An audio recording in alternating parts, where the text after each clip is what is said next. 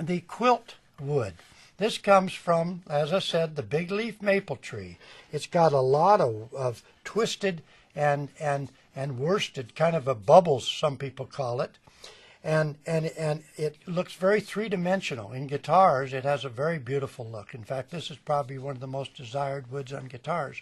And we dry it in a very special way so that it is very stable and very good for our guitars. Another wood that comes out of the big leaf maple tree, and I love this wood.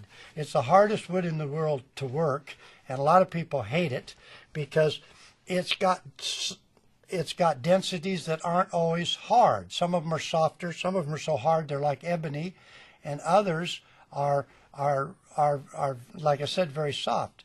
This is spalted flame maple, and it comes from the big leaf maple, and it's created by a mushroom growth that causes the black lines. In here you'll see a lot of black lines that run up and down the tree. That's actually a mushroom that creates that when the tree is starting to die after it's been on the ground for a certain length of time. So this is our spalted maple.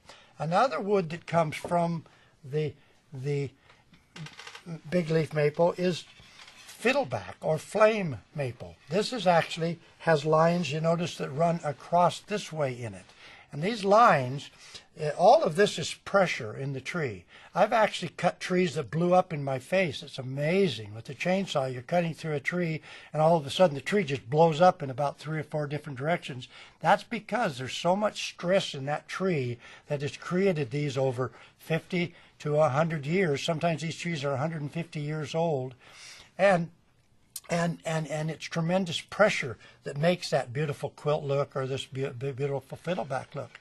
But we, particularly at Bunker, have decided that we want to use our own wood because we've had problem with guitars separating, one piece of wood separating from the other, and this can be a real problem after several years in guitars. So we have eliminated that by using wood that's dried better. This is a spalted guitar. You can see the beautiful black lines, the colors. Here's a pink. Here's a kind of a beige color with darker browns. This is all created by the mushrooms that have separated the wood and created puddles with what they call the inking in the guitar. But this of course is a left-handed MVP Magnum guitar that you're looking at here. The MVP Magnum really shows the quilt pattern, which I showed you in this wood. This guitar shows how beautiful it can look in the back of the guitar. It's going clear around to the side of the guitar. Here's a whole different look. You notice how this is like a fingerprint. You're never going to see the same guitar twice in some of this beautiful wood because it's different character in each one. This is a more of a sausage type look. This is more of the puddled type look on the back. That's the MVP Magnum, and that's how it looks in a guitar.